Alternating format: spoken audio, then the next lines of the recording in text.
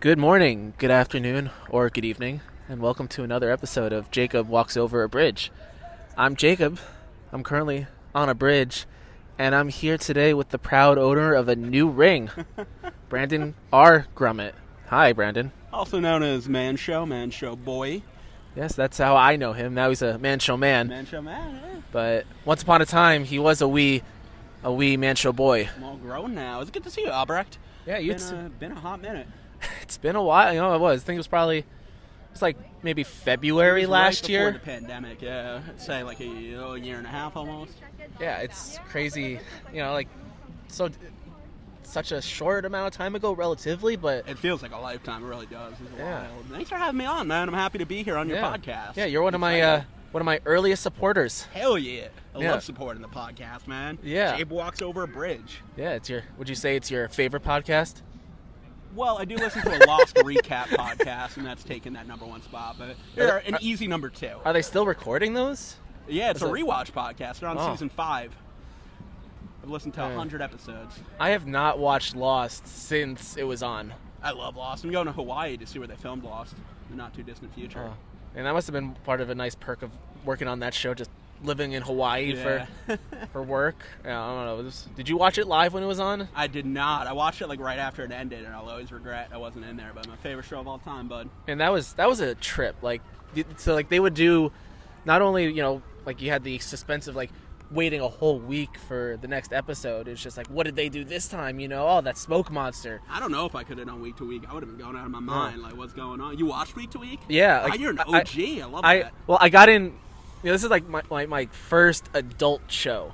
Like I was watching Nickelodeon, Cartoon Network, and then my parents were watching Law. They got in. They were like week 1 into it, and I remember we went to Disney World in like 2007, maybe 2005. I don't remember when, but I remember we were on the monorail, right? And they had an ad for Lost on the monorail. And I remember my dad was explaining all these characters to me, how each one served a purpose and had a role to play on the island. I'm like, oh, that's cool. And I was like 12. Yeah, I can see you being into Lost. You're a very mature child. Yeah, I was, and I took out the first season. I forget if it was probably from Blockbuster. Hell yeah. Back when, I'm getting a call. Fort Lauderdale. It's probably, Is it my grandmother? it's probably someone trying to tell me my car insurance is out of date. Yeah, it's generally a warranty call. It's most of them. I don't know if they come from Florida, though. Oh, I get them from, most of the time they're from, because I'm from Westchester, and that's a 914 area code, and they'll try to find like a very similar phone number to call from. And, sometimes it says scam likely now. I'm like, bitch. Yeah, I can't anymore. And plus, like, when there were times where I was expecting a call from, because my oven was broken when I got in, like the stovetop wasn't working, so I was expecting a call, like, because the management insisted on doing this over the phone and not over email. So I was trying to wait for a call. I'm like, how do I know if this is like I picked up on a few scam calls before I finally picked up on the real thing. A weird time to be alive. Yeah. Anyway, let's set the scene a little bit. But I was just gonna say with Lost, but part of the thing that was fun with that was that when it was week to week was that sometimes they'd have fake commercials. Like deaths and shit. Oh yeah. So it's I've heard like about you had to watch the commercials closely because sometimes there would be they had an ad for that. Oceanic like the Hanzo Airlines Foundation. Yeah, shit and that. and they had a fake website, but like when you went there, like you had some sort of like subliminal stuff, and like because everyone wanted to know anything they could about this island, like it was. Yeah, they were one of the early innovators for like online marketing in that way. Oh yeah, A lot of people do now. Lost was certainly an innovator, and a lot of modern TV. Like it taught you what to do well and what not to do. They were the first modern like serialized show. Before that, it was week to week. They're the first that had the cliffhangers, and every week you're like, what happens next? It was a trip, and I can't imagine now because people, it was on Netflix or what it's on now, Hulu. It's been on Hulu. We're 11 years out from the finale. Yeah, and like I talk to people, and they're like, yeah, I watched the whole thing over a weekend. Yeah. And I'm like, yeah, that took me 6 years of my life. It's the first show I ever binged in college, and they got me hooked on television, man. Oh, that was, but I feel like you watched the ending, right? Oh, yeah. Yeah. So like, I don't know. I guess maybe it was because I was a week to week viewer, but it was just the ending was disappointing enough to make me not want to watch. Because like, that was just the whole like they were dead the whole time, They weren't dead the whole time. They died eventually, and then they met up in the afterlife. But that's neither here nor there. I think when you binge it, it's a better. Right. Yeah. Well, it's more cohesive. Oh, for sure. I mean, I always thought they were dead all along. It seemed like, the island was just purgatory. No, it's a misread. They died. They lived their lives, and then they all died eventually, and then they met up in the afterlife, and they moved on together. It's beautiful. Well, as you've seen it more recently and are enjoying this podcast, I'm sure you probably have the better idea. I used to compare camp to the Lost Island because it was just it's kind of its own little place. I left for 3 years, and then I came back. The things there never made. And my main point was that, with camp, you always had more questions than answers. Every decision that was made, you were just why? Yeah, camp had a way of doing that. I mean, from the very beginning, it always seemed like things were, why do they have cake on Sunday mornings, right? Why, or Saturday mornings? They just did random shit. When they would have, a fire, when it would rain, if there was lightning, they called it a thunderstorm drill. But then they decided to use that term for everything bad. One time there was a bear in camp, and I heard on the walkie-talkie there's a thunderstorm drill in camp. The thunderstorm drill is at the lake. It's walking through work program. One time I was in the Eddie Cantor. It was pouring rain. The phone rings. I pick it up. Genocider was on the phone. She says thunderstorm drill, and then hangs up. There was no logic. It was just what they did. But yeah, that's where we met. We met at Surprise Lake Camp as 10, 11-year-old boys. Yeah, that was Idlewood that first summer. It was. Were you your first session or second session? I was the first session. We weren't in the same group the first year. The next year we were. We were in the same group a few years after that. But a couple times, yeah. Mostly there towards the once we were on teen side, teenagers, every year it seemed like pretty much, yeah. Well, we had similar birthdays. I'm in August, you're July. Yeah. You're Leo. I am a Leo. Are you not? I'm a Leo. There I'm you go. A late July Leo. It's the place to be. Yeah. So that made it awkward for camp because camp insisted on doing groups not by grade but by age. Yeah. You think the grade would because if you're a young 10 or an old 10. That's a big difference in maturity, in just how you. And when you're a kid, these little things mean so much to you. We were 10, we were both in Idlewood, and the next year we thought, we're both going to be in the older group. We're going to be in Frontier together when we're 12. But then they kept us in Idlewood, and we were like, shit. And then we moved up together, and it makes such a big difference when you're a little kid. These little things to you, they mean the world. Yeah, I felt. I remember my parents got I think it was the phone call or something to tell them what group I was in, and I was upset. I was like it was a slap in the face because you think that you graduated. Yeah, right. You're up to the older group got to do. They got better trips. I found out the day I moved in, and I cried, and my counselor was like, "Why are you crying?" I get that it was the Jeremy Schmuckler. It was like, "Come on, you get to be in my unit again." I'm like, "Man, I love you, but I want to be here." And I think we did eventually get moved up, right? Yeah, the second session we moved up, but that was a great group. That was we were in that group. We had I think Tinnis, Boris, they were all in there. Yeah. Ben Dashevsky was in that group. And we had we had Joe Pincus and Gurman. I don't know why I remember all this shit. It's funny because when you're a kid, everything seems so important. Then I worked there. We both worked there, and you see what these kids get upset about, and you're like, that's so stupid. Why would you even care? That they don't have peanut butter in the cafeteria. You good? No, it was just an ant, I think. Whatever it is, but then you remember when you were a kid, these things meant so much to you, man. Yeah. It's crazy how time changes your mindset of things. Yeah, I mean it was. I definitely was not as mature as I could have been when I was there, and camp definitely helped me learn a lot of things that, what was important and what may not have been important. I remember my first year. Remember Jonas Kerner? Jonas Kerner. Yeah, Jonas Kerner. He was saying you got served, and for some reason when I was 10, that upset me, and I got to the point where I asked him to stop for some reason. It was something totally stupid. I was a kid saying a stupid catchphrase that he heard on TV, and I was not a fan. And yeah, when I was a kid, I don't think we got along. He actually grew up to be a very nice young man. He's good. When I worked there, we hung out all the time. He was such a nice guy. Yeah, I worked with him in Mountain View, and I don't know if he was the best Mountain View counselor. They also another talking about questionable decisions. Putting people who probably should not have been working with 6 to 10-year-olds, with the 6 to 10-year-olds. Yeah, when I worked there, I refused to work with little kids. I worked on teen side the whole time, And then I worked to Get Your Feet Wet one time. They made me work with the 5-year-olds, and I got beaten up by like 8 5-year-olds. Oh. One of them was strangling me. They pushed me to the ground. They were kicking me. One of them was literally strangling me, and I'm like asking the counselors, I'm like, help! And they're like, come on, man, it's a bunch of 5-year-olds. I'm like, I know, I can't hit them back, though. They're children. Like, what do you want me to do? They're going to murder me. Oh. The worst experience at camp I ever had was doing Cedarwood. It was the 2-week program where, you know, the kids aren't mature enough to do 4 weeks, so let's put them in for 2 weeks, right? And the year I was roped into it because it was supposed to be what's his name? Stephen Levy. Oh, true. Stephen Levy Skihan, and he was supposed to he was hired to be the 2-week counselor. The 2-week program started like 2 weeks into the first session, and they were like, this isn't going to work out. So I got roped into it because I was the other relief counselor in Idlewood that year, where Frontier was overbooked, like too many people. Mountain View was understaffed.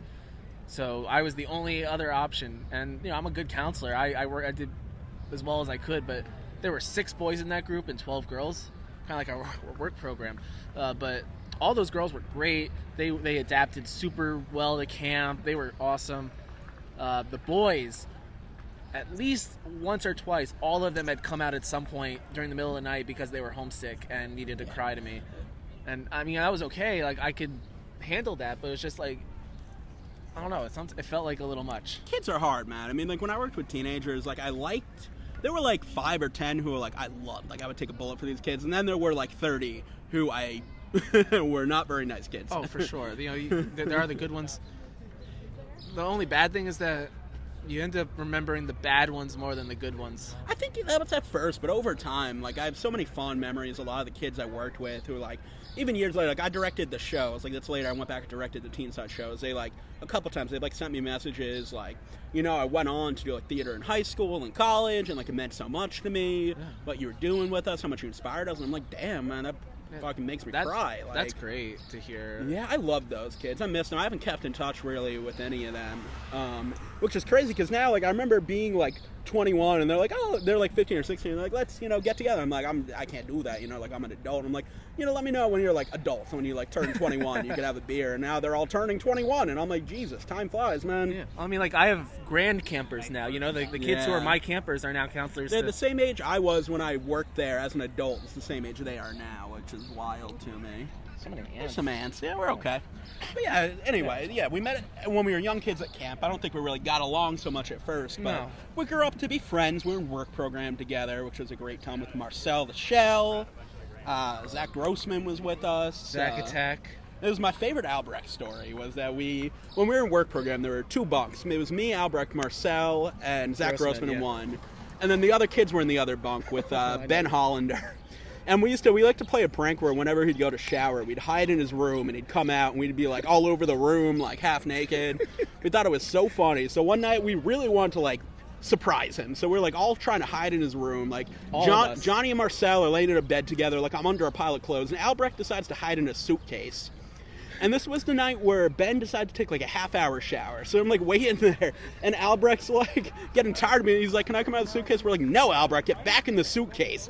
And he says, "But I want to see things." And we're like, "Albrecht, you gotta hide." There's nothing to see. Go get back in the suitcase. And finally, Ben comes out, and he walks in the room, and Marcel and Johnny are both in his bed, and they pull the covers. They go, "Good meeting, and just walk out. It was classic, so funny. And then the next year, Zach Grossman made that a chant.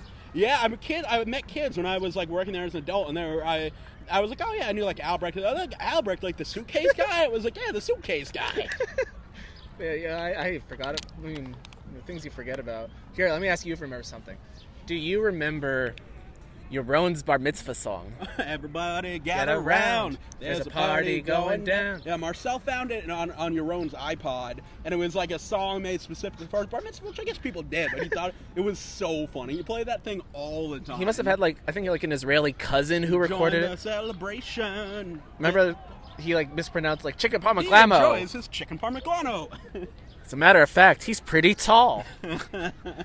I want. If he hadn't unfriended me on Facebook, I'd want to ask him for it. He probably would. Funny. He still worked there. When I worked there as an adult, he still worked there for a year or two. I don't think we talked that much. He was interesting. Like, I remember one summer, because we went to the same we were in the same synagogue. We did like this Hebrew high school program, and there was one summer he's like, yeah, I haven't posted any pictures of myself for like 6 months on Facebook because I want people to be surprised about how swole I am. That sounds about right. Yeah. He's a little vain. Like, the reason why he unfriended me on Facebook was because I took a picture of him once, right? Like, he thought it was unflattering. I still have it on my phone just in case I need it. I'll show you later. But it's like him taking a picture of something. So like, I thought like, oh, Yaron in the wild being artsy, and he's like, take that down right now. And I was like, no. And then, he was like, take it down. So I finally took it down, but I think that was probably the last straw, and he unfriended me on Facebook. Yeah, he was in our work program. He kind of like, our work program surprisingly stayed close. He got drifted, but we had like a work program where we had, I believe, it was 2014, 15, 16, was like 5, 6, 7 years later. We still had like, I don't know, 6, 8, 10 people from our, like, most people dropped off, but our work program had people at Camp Forever. Some of them still work there. I mean, that first summer, I think Sam Lebowitz may still work there. She did up until. Well, she's a teacher now, right? Or something she's like that. She was in charge of work program. Yeah, so she's definitely, if I was a teacher, I probably would still be there. But I remember our first summer, 19 out of the 20 kids came back. Yeah, we had a great group. Zoe Calderon-Weinstein was the only one who didn't come back. Funny. We've tried getting a reunion together like multiple times because for whatever reason it just hasn't worked out. Did you do the virtual one? I had something to do that night. I was there for like a half hour. There were a few of us. It was nice. Yeah, it was. Cool. Max Robkoff just had another kid, a first kid, a second I think it's kid. his first. That's great, man. I was really happy when I saw him. I'm like, that's great, man. He's a great guy. Oh, he's a great guy. He deserves the world. I think I almost saw him in an Apple store because he works at the Apple store in Soho, and I almost ran into him there. Oh, such a nice guy. And then we, years flew by. Like, we worked together, and then I left camp for a couple years. Albrecht worked there. We didn't really work together. We worked there the first year. I was in housekeeping. He was a CA, and then I left. He stayed for a couple years. Then when I came back, he was gone, so I was there a couple years. Yeah. And we've kept in touch over the years. Like, I don't think we ever really lost touch. No, we've seen each other every so often on, like, alumni days, and we got together. It was hard sometimes because, like, then, like, you went to California. I was in California. We went to college at different places, and But, like, now it's nice to see you again. Definitely. There's only so many people I keep in touch with from camp when we were kids. Like Marcel, still my best friend. Love the guy. At his wedding, I gave a speech. It was a great time. I talked Were you the best man? Technically, I held the rings and I gave a speech, but they didn't have titles. But I'm going to call myself the best man, yeah. You seem to do the best manly stuff. Yeah. It was a very nice time. I keep it. I see Johnny every so often, but I guess I don't keep in touch with that many people from when we were kids. I mean, I think that's just the natural progression of life, when you're friends with all these people, but then the time tests. Yeah, you get older, man. But yeah, I'm glad we kept in touch, man. Yeah, it's really good to see you. We hung out once. We were saying right before the pandemic, February 2019, February 2020. Yeah. We met up in Brooklyn, and we went to this bar. We went to like a tiki bar, and his friend Sebi lives in Brooklyn, so he's like, "We're gonna run into Sebi." I'm like, "Maybe." So we went to this bar, and then it was like really crowded. So we went around the corner to a restaurant. And we're sitting in the restaurant, and Marcel goes to the bathroom. I look to my left, and sitting literally in the table right next to us is Sebi. I'm like, Sebi? And Marcel said it, what happened. He was like, yeah, and then he did the same thing. He went to the bar, the tiki bar is too crowded, so he also went around the corner to the same restaurant. Yeah. I remember I came late because I was on a first date that night. Oh, yeah. Oh, so you weren't at the tiki bar, were you? No, you told me where. I think you might have told me we you met were going at the there, restaurant. Yeah. So I missed the tiki bar, but. And then we went to Sebi's apartment up 4 flights of stairs. Oh yeah, that was fun. I can never. I think the highest I've been is. Didn't you live in a walk up right? Yeah. Like my last apartment was a 4th floor walk up, and that was just like. If I had to do that now, his was a high 4 though. Like it was a serious 4th floor. Yeah, there was a good amount of stairs. So yeah, I was winded. I'm like Jesus. I could not. I couldn't live in the friend's apartment. Like I could not do it, man. It's not for me. I'm very, very happy that I now enjoy a building with an elevator. Yeah, but then we talked about recently. I knew you were doing the podcast, and you had I was one of your patrons or the GoFundMe, and you said. Anyone want to be a guest? I'm like, I'd love to be on your podcast, man. And I've been recently, I'm not releasing podcasts, but me and a buddy of mine have been recording like we went on like Birthright together. We went on cruises together. We just want to record the stories. You know, you get older and you tell these stories time and time again. And every time you tell it, you lose a little bit, you gain a little bit. You know, we just want it like on record for reference, and we have like good, insightful conversations. It's great, man. I enjoy podcasts. It's good to talk with people and talk through things and have it like on tape where you can like listen back to your words, even in the future. Have these conversations. You know, like. I don't know, we'll be friends forever, man. 10, 20 years, 30 years down the line, we could listen to this podcast and be like, that was a good day. But yeah, I hit Albrecht up. I'm like, let's get together and do one of these, man. It'd be fun. Yeah, I'm happy. I'm always... You think you're my third ever guest? Ooh, who were the first two? The first one was my first season when I went to Philly. I stayed with a fraternity brother, great guy. I didn't know you were in a fraternity. Oh, I was. AE Pi? No, I was a Sig Ep. Sig Ep. Yeah, it was a small thing at my school. You know, it was a colony then, or SEC as they called it, but it was fun. You know, I didn't drink much then, and I got to DD a lot. It was just funny because, you know, all the guys had nice cars. You know, Daddy paid the lease on the Beamers and the Audis. So, you know, I grew up driving a Honda Odyssey. To be a DD, like you get to go out, you get to enjoy it. Like everyone wants to hang out with the DDs. Yeah, you know, and especially when they got nice cars, I'm like, all right, this is, you know, it beats the Honda Odyssey I was driving, and you know, and, that's how I learned how to drive. I didn't know. You know, they would get mad at me, you know, when we're driving back because I wasn't driving fast enough. You know, and they're like, hit the turbo. I don't know. Like the turbo. My mom's minivan did not have turbo. I do not know what that is. You know, that sounds like, you know, something from Fast and Furious. But who was your second guest? Yeah, the first. So I stayed with him in Philly, and I was like, "Do you want to be on?" He's like, "Sure." Second guy was I was in Europe, right at the end of 2019. So perfect time to go. My travel companion there. That was like the in between season 1 and season 2 episode. Well, where did you go in Europe? I was. This was I'm with a coworker, nice guy, Brendan. He, you know, he let me drag him through. We went to Paris, France. Then we went to Brussels, Brussels, Belgium. Yeah, Brussels, Belgium. And then we went to Amsterdam, and I mostly just went for the food. You know, I went on a similar trip my senior year of high school with Marcel, actually. Yeah. They're great places, man. Paris is beautiful. Brussels is like underrated. They have really good food there. Oh yeah, you get the waffles, the fries. Yeah, the fries with the mayo and the... Yeah, and apparently the mussels were a big thing. The mussels, yeah, that's what Marcel really wanted. He wanted mussels. I'm not a big shellfish, like not because it's kosher or anything. Like, I don't care about that. I don't know, just the whole like slurping the clams or whatever they are, just never appealed to me. But my companion, you know, Brendan loved them. And then, of course, you can't go to Amsterdam without the Stroop waffles. Oh, yeah. Oh, that's on my trip, we bought Stroop waffles, and that was it. Like, everyone wanted Stroop waffles all the time. I got one at least once a day, and because, you know Jack's 99-cent store? Yeah. So it was one that was right by my office, and they would have, like, in the off-season, right? Like, in the summertime, they had Stroop waffles. Stroop waffles. You know, whatever, like, CVS couldn't sell. And I tried them from Jack's for the first time, and I'm like, I need to go where these are made. Yeah, we actually, when me and Marcel were in Amsterdam, we met up with Rayut. Right. Oh, yeah, I remember that. And she introduced us to Stroop Waffle. She's like, you gotta try it. My favorite Marcel story, one of my favorite, I told this at his wedding in my best man speech. We were in Paris, we were with our group, right? We get off the subway, we're on the subway, so our chaperone said, get off the bus, or the subway. So we all get off the subway, and then they go, oh, wait, wrong stop. Everyone gets back on, except for me and Marcel, and the doors close. So they're leaving the station, and I'm like, holy shit, like, what are we going to do? Like, we're lost, we don't speak the language, I'm freaking out. My chaperones are also freaking out. I look to my right, Marcel's standing there, smiling and waving as the train's leaving the station. And that's just so Marcel. That's on brand, Does not give a fuck. He's just like, no, we're good, man, we'll figure it out. Like, we did, I was just like, gee. I'm like freaking out. It's like, nah, don't worry about it. But that was also the same trip where we shared a hotel room, and I wanted to take a bath. And it was a very small bathtub, and I filled it basically to the brim. And I get in, Marcel's in the room. He heard like a whoosh. I flooded the entire hotel room into the hallway. The whole floor was flooded with water. Like, people were knocking on the door, like, what the fuck's going on? We're like, bath time problems. Well, you never remember Archimedes. Archimedes? The hell is that? You know, the Greek, I guess, I don't know, he used to be a scientist who, you know, figured out displacement in water. That's how he figured out the Greek king wanted to know if his crown was made of real gold or not.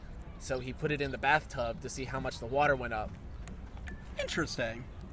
Yeah, cool. yeah. That's yeah. So then we hit up Albrecht a couple weeks ago. So let's get together. And then I knew it'd be in the city today. It's my friend John Moskowitz's birthday. Happy birthday, John. He's doing a comedy show in Bushwick. So I'm like, hey, I'll be in the city, man. Let's get together. And I came about really quick. I think like 2 days ago I texted you. Yeah. You're like, let's do it. And then so today I'm driving in. I'm like trying to meet Albrecht. So I'm outside his building about to like go see him. And some guy like pulls over. He's like pointing at me. I'm like, me? He's like, yeah, you. I go over. I thought I needed directions. He's like, you know where there's a gas station? I'm like, oh, I'm not from here. He's like, neither am I. I need money for gas. I'm like, I don't know about that. He's like, no, please. Like, I don't have any money. I need money for gas. And I'm like, dude, I can't. And then he gives me this gold ring. He puts it in my hand. I'm like, hey, man, I don't want your ring. He's like, just give me money. You can have the ring. I'm like, I don't want your ring. I'll give you like $5 if you need it. And then he rolls down the window. There's kids in the back seat. And the kids are like, please, we need money. We need money for gas. And I don't know what to do. And then I'm like, what? I don't want the ring. I'll give you $10. He puts the ring in my hand. I'm like, what do you want for it? It says $40. I'm like, I don't fucking have $40. What do you? And Albrecht is like on the side of the road watching me do this, not knowing what's going on. So finally, I'm like, here's all like pretty much all the cash I have. I gave him $30. He gave me his ring, and now I have a new ring. Like I thought, like you hit him or like you kicked his car and like you scuffed it and he's like asking you for. Like, it was very high pressure. Like I didn't want to give him. I wanted to give him like $10 and no ring, and he just kept putting the ring in my hand, and then I don't want to rip him off for his ring, which I'm sure I got ripped off. But yeah. I'm that kind of person. I don't like taking things from people. So I'm like, okay, man, like here, just take it, go. You know, now that ring, not. I mean, you know, who knows if it's real. Well, you have it's to definitely not real. Put it in a bathtub and you can see. It's a nice ring, man. It reminds me of like a Legion ring from like a Legion of superheroes. You ever see those? Like, yeah. Or like, what was it, Captain Planet? Yeah, Captain, or like the Wonder Twins have their rings. Yeah. One of those. But I like it, man. Yeah, we need more ring-based superheroes, you know? I mean, it feels like only... I'm not a fan of the Green Lantern's a fucking bitch, man. Like, his weakness is the color yellow. Like, what the hell? The color yellow can defeat the Green Lantern. Come on, man. You need better than that.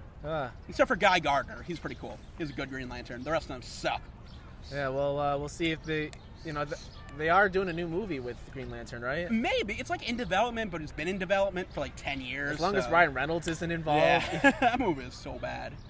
I never saw it. And apparently neither had he. Yeah, no, he refuses to watch. I saw it in theaters. He saw it. I think he did like a promotion for his gin company. And what he ended up doing was like drinking and watching it. And he was like, oh, so many great people in this movie. He's like, what is this? It's like I don't remember this. I saw it in theaters, and I literally called it beat for beat. It had like the post-credit scene right before it. I'm like, okay, Sinestro is going to grab the yellow ring and then become Sinestro, and that's what happened in the end credits. I'm like, boom! Never watching this movie again. I just remember I was going to D.C. that like May or June for the academic challenge meet, and I remember Penn Station was like all over. They had so many ads for it. I'm sure. I mean, they put a lot of money into it. It's a huge flop. Lost a ton of money. Yeah. Was not really into superhero movies at the time, but it was... That was right before the boom. Like, that's post-Iron Man, but before Avengers. Yeah. It was like in that mid-space. I mean, though then again, junior year, instead of going to prom, some friends and I, we saw Iron Man 2 in theaters. There you go. Well, I mean, Iron Man 2 is not great, but there you go. It was fun. You know, it was a good time. You know, we went into the city. We saw, we just hung out here. Like, I remember coming to the city used to be like an adventure. It was. It still is for me, man. I'm rarely here. I never drive to the city. So this is like an event. This is great. It's beautiful out there. This is the perfect weather. Just to set the scene, we're in Central Park. We're on like I wouldn't call it a bridge. It's like an overpass. Yeah, I think it's it was the Dale Head Arch. The Jordan Dale Bridge. Yeah. Yeah, essentially. But yeah, it's a beautiful day here in Central Park. Beautiful day. I mean, it's the first like really nice day of spring. Yeah. Like. Yeah, definitely. Like it's nice. Like it's the type of weather where you don't realize it's hot or cold, right? Like you're just out and you're just like comfortable. And there's a nice little breeze going on. People are out and about. Yeah, I saw a dude riding his bike, big dude with like his man titties just flapping, no shirt on. I was like, fuck it, that's New York, baby. It's New York. That is New York. What time did you have to? What time is it now? It's only 1:30. Oh yeah, we're flying by. There you go, a couple more minutes. We're just shooting the shit, man. Yeah, just making sure that don't miss your guy. Oh no, he's not gonna be here for a little bit. He also didn't text me back. I'm meeting up with my friend Ethan after this, and then I'm going to John Moskowitz doing a comedy show later. I'm gonna go see him. If you're ever in Brooklyn, go find John Moskowitz, stand-up comedian. He's gonna be big one day. Yeah, he better pay for the. With all the people who listen to this, are gonna be looking up John Moskowitz now. Well, that's my dude. He was when I worked at camp. I was the theater manager. He was my assistant. And, like, I got the job. I lied when I got the job. I said I had all the experience. I had none. So Matt Suchow taught me everything he knew in like a week. So I was learning everything. And John, I knew like a tiny little bit. John knew absolutely nothing and wasn't a good learner. So I'm like learning it myself and trying to teach him, like the blind leading the blind. And it was just a shit show. But we were forged through the fire together. We became close. And I was, that's when I thought I'd be a big famous person. I was like, you could be my assistant. But now I'm thinking I'll be his assistant one day. And I'm cool with that. Yeah. I think I'm good with that. He owes you. No, he's a good dude. I love John. He's one of my best friends. I love that kid. And it was like I was 21 and he was 16, so it was a little bit weird that we were so close. But he's turning 23 now, and I'm gonna be 28, so it's less weird now. Yeah, it's all a little less. I guess you work together all those hard nights. Doing the staging and the. Well, he was there also. The next year, I was the director, and he was still theater assistant or whatever. So we still worked together every day, which was nice. Yeah, that was a good time. Definitely remember. I think coming over to must have been like alumni day or something, and yeah, you've met him together. Before. Yeah, we were all spent alumni day together. I forgot about that. Yeah. That first alumni day was fun. Oh, when we hiked to Cornish. We were like swimming in the dirty ass water, and Cornish is so popular now. It's crazy. Like I'm sure. Yeah. I was there. We won. You know how camp will do their raffles for things. Like for alumni stuff. So we won. I won it with the Mountain View group in mind. To get it, we got a weekend at Jordan's house, or the yeah, that's cool. The whatchamacallit, the camp director's house. Yeah. And we finally, like, that was like the end of 2019, and we scheduled it for like October. So it ended up being really good timing there. But we did a lot of hiking while we were there, and we went through Cornish once or twice, and there were so many people around. Like, I remember, like, when we would go in camp, like, there was no one there. Like, it almost felt like this was part of camp's property, which it wasn't. Cornish Estate is, it's like a I think park. Recently it was designated as a landmark, like, not too long ago. But, like, they're writing articles about it in the New York Times, and just, like, on a random weekend in October, it was really nice, weather-wise, but, there were all these people just walking around. It's just like, in the summertime, when you think it's better for hiking season, maybe it's because we did, like, weekdays and whatever. I mean, hiking in the pandemic got huge. Like, that's all people could do. Yeah, because it was like, that's the best thing to do when you're outdoors. I also realized how out of shape I was, because, I'm walking 20 miles, I've walked to the Bronx, New Jersey. I've walked to Staten Island. I took the ferry there, but Coney Island. I walked from the Upper East Side to Coney Island. Oh, there you go. That was a trek. Yeah. That's a trek. That's like a 30-minute subway ride. No, it's that's like an hour subway ride. Yeah. I mean, that was 20 miles. Jeez. I took the train back. I also did that. That was part of that. Was also there were a lot of GameStops were in the last days, and. So I went to 3 in Brooklyn that were closing, that were on the way. Before they were revived by the stonks. Yeah, oh God, yeah. But GameStop has been consolidated. 5 years ago, if you looked at a map of New York and saw where the GameStops were, it was almost like every corner. It was like Starbucks. Yeah. Now it's, there's none north of there's one on 34th Street, and I think there's one on 100th Street. But my ultimate weight loss goal is I want to do breakneck again. I did it when I was 10. And I haven't done it since I was 10. Oh. And I lost a lot of weight during the pandemic. I lost 80 pounds. I put 30 of those back on, which I got to lose again. But I plan on doing it, and I'm going to go one day. Me and Whammy, we're going to hike breakneck together. And Albrecht can come too. Oh, I'd love that. It'd be a great day. I just realized, because I could do those 20-mile walks, but walking along mostly flat New York City is a lot different than going up. I think breakneck's 7 miles. Yeah, but even that was just I was... my legs were killing me. Yeah. It was just because there's some vertical climbing in there. The last time I attempted, we did, I think I was 13, we were supposed to do Fire Tower and Breakneck. And I did Fire Tower, and after Fire Tower, I'm I cannot do Breakneck too. I'm going to fucking die. You did Beacon first? Yeah, we did Fire Tower first, and then we were going to do Breakneck. Oh, that is, usually, because was that with camp, or? It was with Whammy, yeah. It was a very small, it was me, Marcel, Johnny, Whammy, and I think Michael Dale. It was a tiny little group. He asked for volunteers, and we're okay. That's because usually you do Breakneck first and then go to Beacon. That's what we did when we did our hike when we were there. I loved.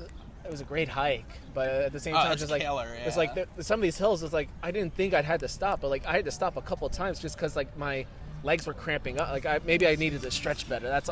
I've never been good at stretching.